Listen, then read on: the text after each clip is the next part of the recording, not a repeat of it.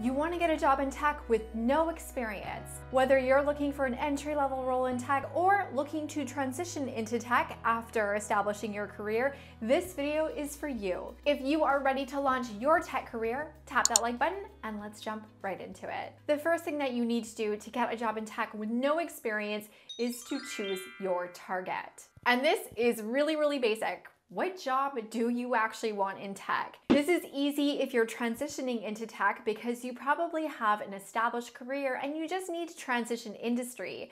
If you are brand new in your career, like you just graduated from school and are getting started, begin with figuring out what job you actually want in tech. If you haven't already seen it, I have an entire video about tech jobs that don't require any coding for all you non-coders out there. So I won't go on and on about how to figure it out because that video is there for you, and I will leave the link down below in case you want to check it out after this one. Once you know the actual job in tech that you want, the next step to get a job in tech with no experience is to map your experience and skills. I know that this can be really daunting when you are trying to kickstart your tech career, because when you're looking at job descriptions, a lot of them are going to say experience in SaaS, which is software as a service, or tech industry experience and things like that. If you see that, don't worry about it. It's generally a nice to have and not a must have, especially for more entry-level roles. If you're a new grad and you're trying to get your first job in tech, what you can do is map the experience that you've gained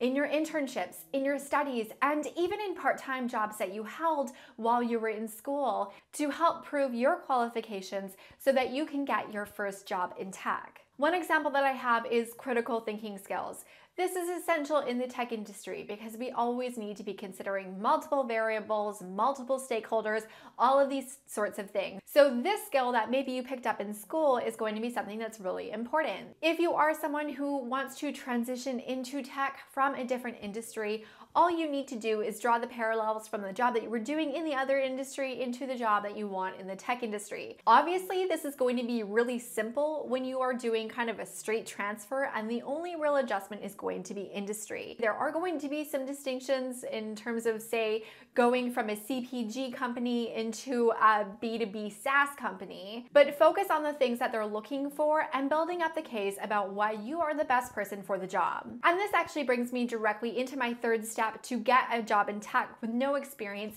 and that, my friend, is to do your research. There are a lot of nuances within the tech industry. For example, are you interested in working for a B2B company or a B2C? What vertical are you interested in? Are you interested in working with a startup or with a big, more established company? Taking some time now while you're looking to get your first job in tech is going to help you build a more targeted search, because once you know the generalities of what you're looking for, you can actually establish your list of target companies to focus your search and your networking in to help you get hired faster. And especially if you're looking at entry-level roles or a role that is new to you, do a lot of research about that role as well and what it actually does at a tech company. There are so many resources to do this, like job descriptions and even professional associations that are going to give you a lot of guidance. The other thing that I would encourage you to do, especially if you're transitioning into tech or looking for your first job in tech, is to also do some salary research at this point as well. This is going to help you frame appropriate expectations for yourself and for your prospective employer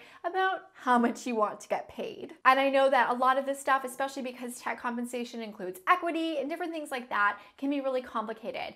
If this is all new to you and you want a little bit more guidance, make sure and click the subscription button, because I have a series that's going to be walking through tech salaries, equity compensation plans, and all of that fun stuff coming up. Once you know generally what role you want and what kind of company you want to work for, it is time for you to move into step 4. And this is the one that so many people skip, but if you do this, it is going to greatly accelerate the time it takes for you to get your first job in tech. The next step is for you to begin precision networking. You want to be bumping elbows with the right people at the companies that you really want to work for. This is why knowing your role role and the general companies that you want to work for is going to be so important. But you might be thinking, there's no events happening right now. Where am I supposed to meet those people? And there's a very simple answer. They're all on LinkedIn. I have an entire video on how precision networking can help you in your job search, which I will also link to down below for you to dive in when you get to this step or if you're already ready for it. But don't leave yet, because you need to know the next step to get a job in tech with no experience, and that, my friend, is to flex your skills.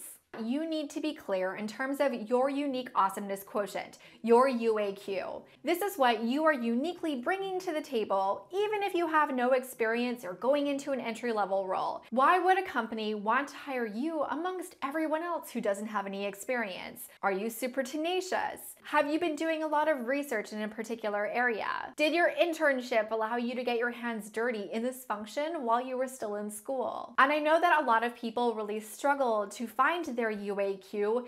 I mean, it's easy once you know it, but getting there can be a little bit complicated. And that's why I actually created a workshop to help you. I'm going to link it down below. So if you want to dive into that resource is available to you, and best of all, it's free. And your UAQ isn't just going to be for helping you get hired at a tech company, it is going to help you thrive once you're there. This is the most crucial building block for career success that you are going to establish. And now that you have all of this squared away, you are ready for step 6, which is to activate your search. You need to make sure that your resume, your LinkedIn profile, and your talking points for when you get to an interview are all on point. And I know this is where so many people get overwhelmed, especially if you're a new grad and you're looking for your first job in tech, or if it's been a while since you've had to do a job search while you're transitioning into tech. Don't worry, my friend, I've totally got you. Go and check out this playlist where I'm going to walk you through all the steps that you need to take in order to effectively activate your search. But before you go, if this video helped you out, do give it a thumbs up. It really does help my channel. Consider subscribing if you haven't already. Share this with a friend who can use it. And as always, thank you so much for watching.